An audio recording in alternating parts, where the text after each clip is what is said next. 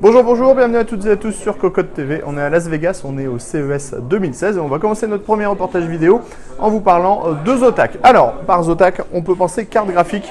Là, vous avez toute la lignée des cartes graphiques qui sont actuellement disponibles chez Zotac, mais nous les connaissons déjà, donc nous n'allons pas revenir. Ici, on a les modèles qui sont les plus extrêmes avec la Omega et la Extrême justement. Sachez juste qu'un modèle water cooling avec un water block maison arrive très prochainement et on va aller le voir tout de suite. Avant tout, on va faire une petite pause par les SSD. On en a déjà parlé aussi dernièrement. On est sur une solution avec de la NAND en Toshiba. Il y aura du 120, du 240 et du 480 Go. Au niveau du contrôleur, c'est du Silicon Motion si normalement on ne se trompe pas.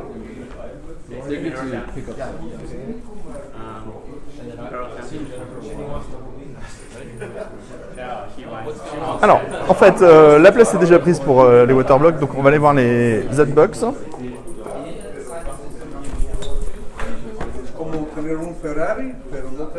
Alors, au niveau des Z-Box, on va commencer avec le tout petit PC Stick par exemple. Alors, c'est cette chose-là. Et à l'intérieur, on a une prise HDMI, donc c'est comme un mini stick de chez Intel. À l'intérieur, on va trouver un Atom X5 Z8300, donc c'est un quad-core à 1,4 GHz. On a 2 Go de DDR3, 32 Go de MMC, donc la sortie en HDMI. On a l'Ethernet en 10-100, on le voit derrière ici. On a l'alimentation qui se fait par là.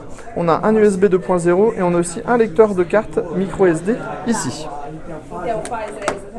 Après, on a les nouvelles Z-Box qui arrivent en Skylake avec la Z-Box EA740 et la MA761. Ce sont deux modèles qui sont similaires. On a un Core i3 6300T à l'intérieur, donc c'est un dual core avec hyperthreading qui tourne à 3,2 GHz. Et à l'intérieur, on a aussi une Radeon M9 365X qui permettra donc d'avoir pas mal de performance au niveau de la partie graphique. Après, on a deux ports en DDR3 à l'intérieur. On pourra mettre deux unités SATA, du M2. On a de l'USB 3 et en fait, la grosse différence, ça va être au niveau du nombre de sorties. C'est-à-dire que celui-là, vous voyez le nombre de sorties DisplayPort qu'on a, c'est absolument énorme. On en a 6. Plus les USB 3.0, le double Ethernet, et à l'avant, connectique complète aussi avec le lecteur de carte et un USB 3.0. L'autre modèle, donc, a un petit peu moins de sorties. Ah, bah, pas de chance, puisqu'on tombe sur le même modèle. 6 et 4. Ah, c'est 6 et 4, voilà. Ensuite, on a les nouvelles petites Z-Box Pico. Donc ça, c'est des mini PC. On voit, ça tient dans une main sans problème.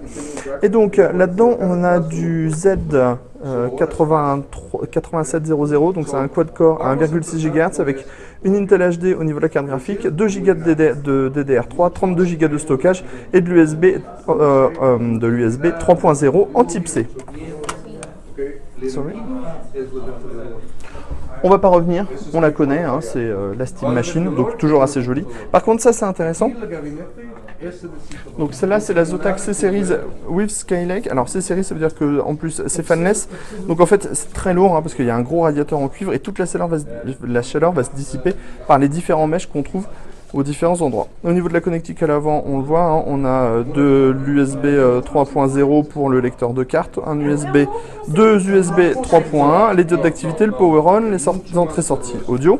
À l'arrière, on a le Wi-Fi, du DisplayPort, deux Ethernet 1000, l'USB 2.0, USB 3.0 et HDMI. Après, au niveau de la config en elle-même, on a un Core i5 5300U, donc en Skylake, donc c'est un 2,4, c'est un dual core avec HT à 2,4 GHz.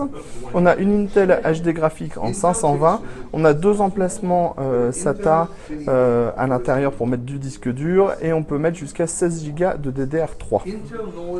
Enfin, dernière chose, il y a une mise à jour de la Z-Box, donc la E751 qui passe en fait en Core i7 575R, donc c'est un Broadwell avec la carte graphique Iris Pro 6200 qui permet de faire pas mal de choses. On retourne voir le waterblock.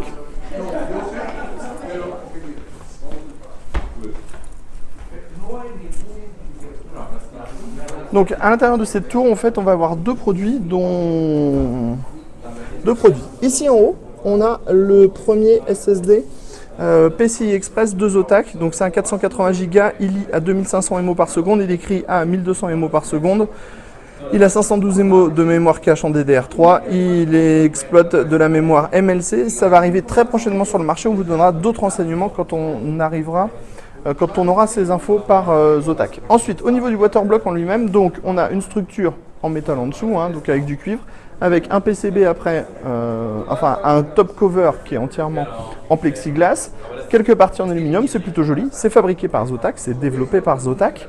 Ça sera compatible avec les cartes en 980, 980 Ti Titan X en revboard. Et Zotac va sûrement le proposer à la vente tout seul, mais également proposera des cartes watercoolées pour ne pas avoir de perte de garantie.